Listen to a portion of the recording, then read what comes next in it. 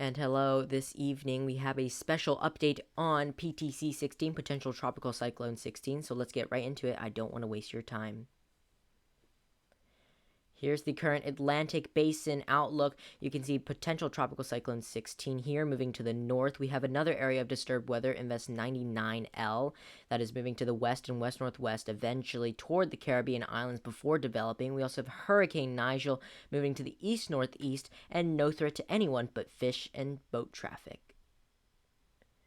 Here's the Irish satellite view of PTC 16. Notice it is producing thunderstorms over Florida at this time. Most of its convection or storm activity is located to the north and east of the center. I didn't purposely position this satellite view off center. The center is right in the middle of the screen, but the convection is surrounding it. And notice, I know this is a still frame, I apologize, but these thunderstorms that are trying to form around the center are getting blown off by the jet stream, or what we call wind shear, and that is hammering development at this time.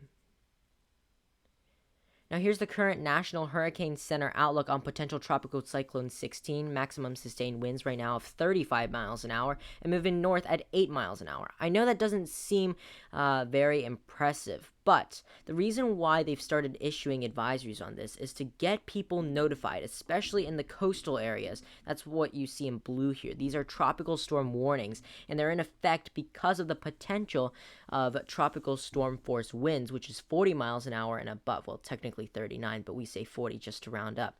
Now, notice the cone, as it moves inland through North Carolina, Virginia, Maryland, Delaware, Delmarva region, and New Jersey.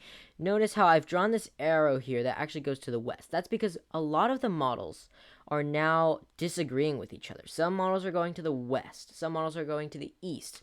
Originally today, or this morning, all models were trending to the east. Now we don't really know what's going to be going on. Some models even stall it at this decision or pivot point, so we'll just have to see. So it's a low confidence forecast in terms of position, but we do know in terms of impact. So before that, let's take a look at raw model data. This is the NAM 3-kilometer model, and it shows basically PTC 16 moved to the north. Notice as it strengthens, this northern band gets caught up in the jet stream and gets moved north much quicker than the actual storm. And so you can see it's producing rainfall across much of the mid-Atlantic and southern New England areas, as well as Pennsylvania, New Jersey.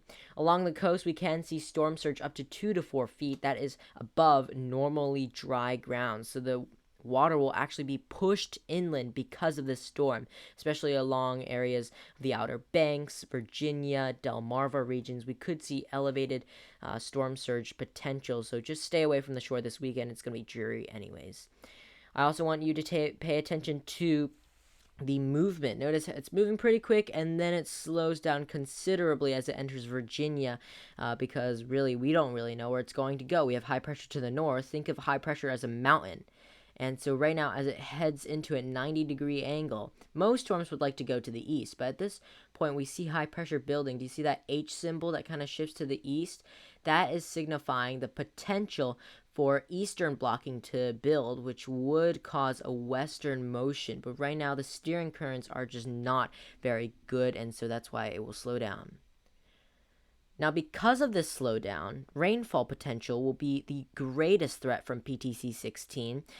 You can see the dark green is anywhere from 2 to 4 inches of rain. Yellow areas 4 to 6 inches, and possibly some isolated areas 6 to even 15 inches of rain, especially along the shorelines of North Carolina and Virginia into Richmond areas as well. The I-95 corridor will be spared of the worst of the weather, but rainfall will still be a very big potential, actually, and we do need to watch rivers, creeks, and streams of getting to their flood stage, because this will be happening over a long period of time, and long periods of rainfall will cause river flooding.